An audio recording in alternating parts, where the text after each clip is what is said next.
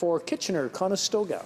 Thank you, Mr. Speaker. Mr. Speaker, it's my privilege to speak to Bill C-26, an act to amend the Canada Pension Plan, the Canada Pension Plan Investment Board Act, and the Income Tax Act.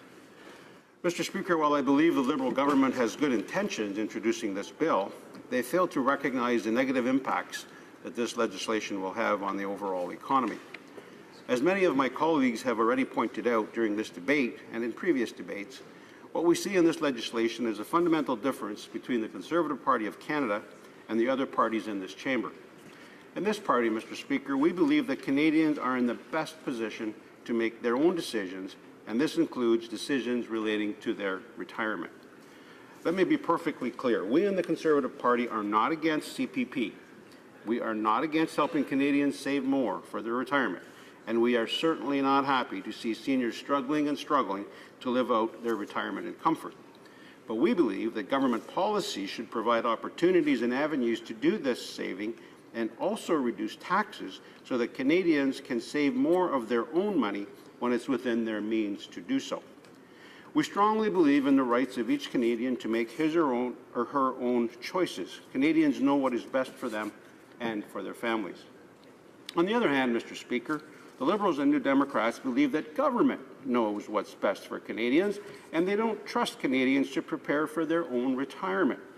They seem to believe that the only way that Canadians can save for their retirement is through a mandatory increase to CPP contributions for both employers and employees. We saw this ideology from this Liberal government in their first few weeks when they slashed the tax-free savings account contribution limit in half. They made this cut even though the TFSA is a popular means of saving for Canadians at all income levels. Individuals with annual incomes of less than $80,000 accounted for more than 80% of all TFSA holders and about 75% of TFSA assets as of the end of 2013. About half of the TFSA holders had annual incomes of less than $42,000, Mr. Speaker. At the end of 2013, about 1.9 million Canadians had contributed the maximum amount to their TFSA. About 46% of these individuals were seniors, and over 70% were between age 55 or over.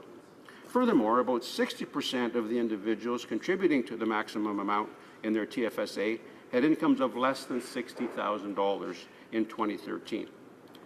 Mr. Speaker, the tax-free savings account is an avenue for saving that all Canadians should take advantage of. It's an opportunity to have their investment grow at a far higher rate than they would see with the CPP, and the money they deposit is readily available in case of an emergency or to make a lump sum payment to pay down their mortgage more quickly. Opposition parties have scoffed at this idea because they believe that Canadians don't have disposable income to put in the TFSA. Well, Mr. Speaker, if that is true, how can this government justify siphoning off more money from Canadians' paychecks and holding it until they retire? Canada is heading towards a very large increase in the number of Canadians who will be entering retirement over the next decade. This is not a time to be limiting the amounts of savings which would benefit these Canadians the most. The CPP hike will take 40 years to be fully implemented. So none of these new benefits will go to seniors who need it today or even in the next few years, Mr. Speaker.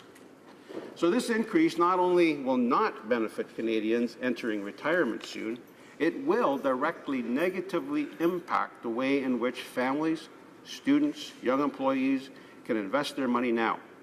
This CPP increase will take money away from the paychecks, money that could have been invested or spent on immediate needs. I'm talking here, Mr. Speaker, about new graduates wanting to pay off their student loan, or families saving for their children's education, or a middle-aged couple making a lump sum mortgage payment in order to reduce the overall interest payments. With this plan, some households will be paying up to $2,200 more per year in payroll taxes. That's $2,200 per year that is not available to positively impact our Canadian economy. Mr. Speaker, as I said in the beginning of my remarks, I believe that the Liberals do have the best interest of Canadians in mind, and their intentions of helping Canadians in retirement are good. But it's clear that they are going about it in the completely wrong way. Mr. Speaker, let's not forget about the impact that these policies will have on job creators.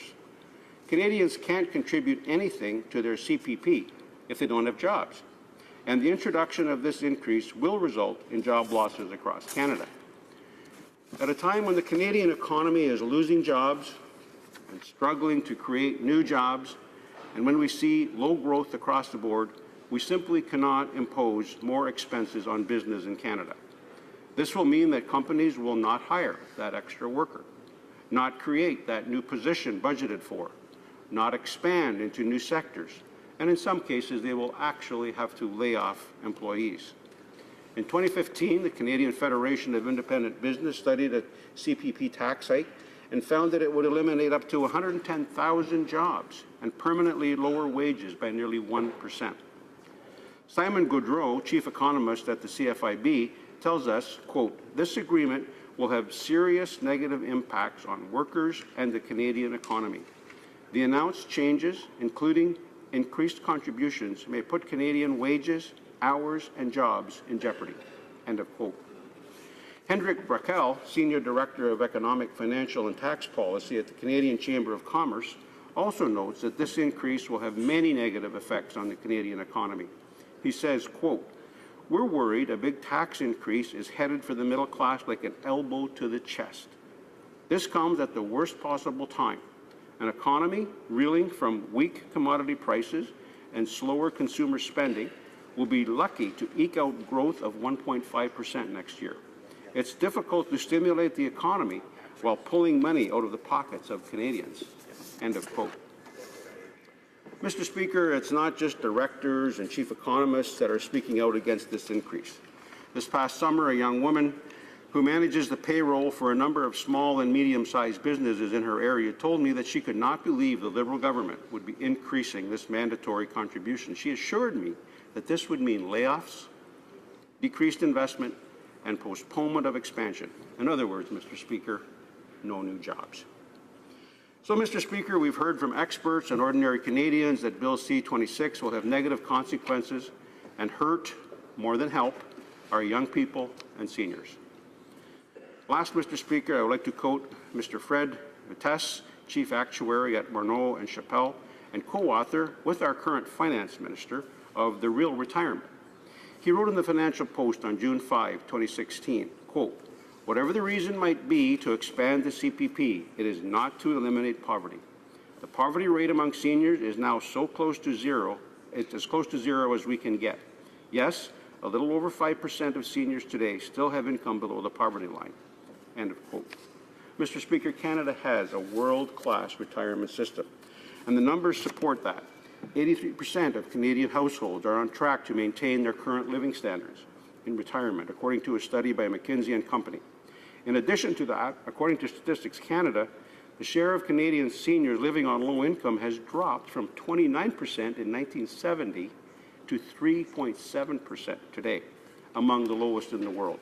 And Mr. Speaker, I'd just like to quote from Finance Canada from June of last year in 2015. They state, quote, "Overall, Canada's retirement income system is performing well.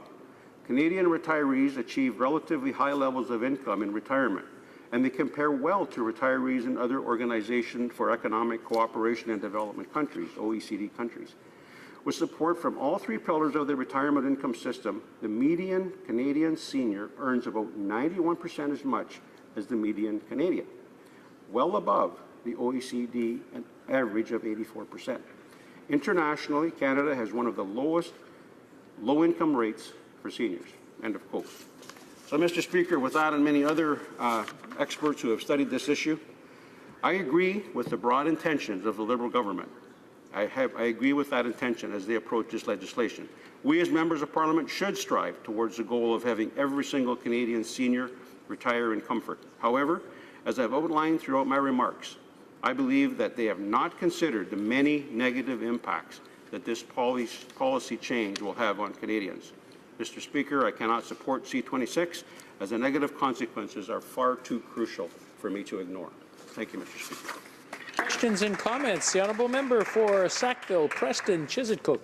Thank you, Mr. Speaker, and thank you to my colleague for a very well-delivered speech on on C26.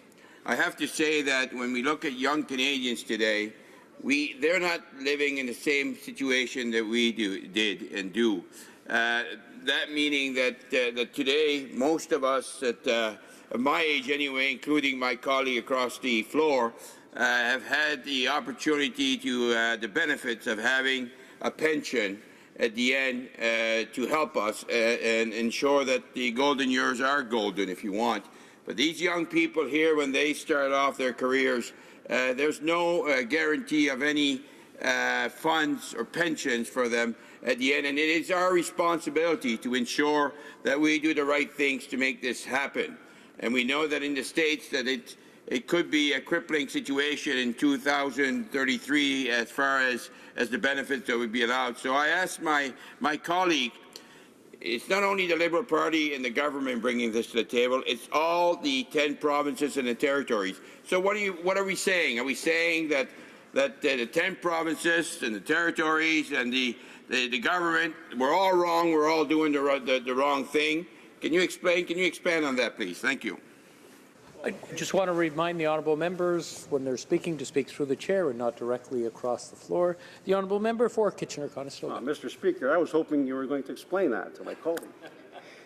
Mr. Speaker, I think my colleague hits exactly on the point I was trying to make all through my speech, and that is my concern is for our youth. It's for our young people. Mr. Speaker, if we go through with these changes that are suggested in this bill, as I pointed out, it will result in people not expanding their businesses.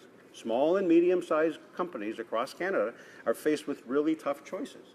And when you increase the payroll tax, you end up possibly reducing the likelihood of an increase in your wages, or at worst, you may run the real risk of a layoff or not getting a job. So yes, I hope that our young people do have the ability to start off their careers, because they have to start those careers if they're going to be actually able to pay into CPP and then someday benefit from that CPP.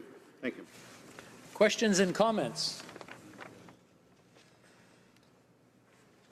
L'honorable député de... The honourable member for Mégantic-L'Érable. Thank you, Mr. Speaker. I'd like to know from my colleague what he thinks of the fact that this is a campaign promise that is going to be respected much, much later. People were promised that the Canada Pension Plan would be improved, and the people who heard that promise were certainly of the opinion that they would be able to benefit from this when they began to receive those benefits. So does my colleague, like me, think that when there's a campaign promise made, it's to attract their votes, and that these people might have been tricked by the government? Colleague for his question, and I think again he hits directly on the implications of our debate today. I think most people, when they hear about the potential for increases in Canada pension payment benefits, they assume that it will happen now or in the very near future. We're going to increase CPP. That's a great thing. We all agree that we'd like to see CPP benefits improve. But what the average Canadian may not know, Mr. Speaker, is that before this move is actually fully implemented, 40 years will have passed. So my colleague across the way who asked a question earlier, myself and many of my colleagues that are beyond 50 will not benefit from this change in the CPP. And I think that's the downside of what we're doing today. We're talking about increasing CPP benefits, but these benefits will not actually be realized in my lifetime, in all likelihood. The other thing I'd like to point out, Mr. Speaker, is different times we hear, well, the provinces and the federal government, they've all come to an agreement, so we should just approve what they're doing and get on with it.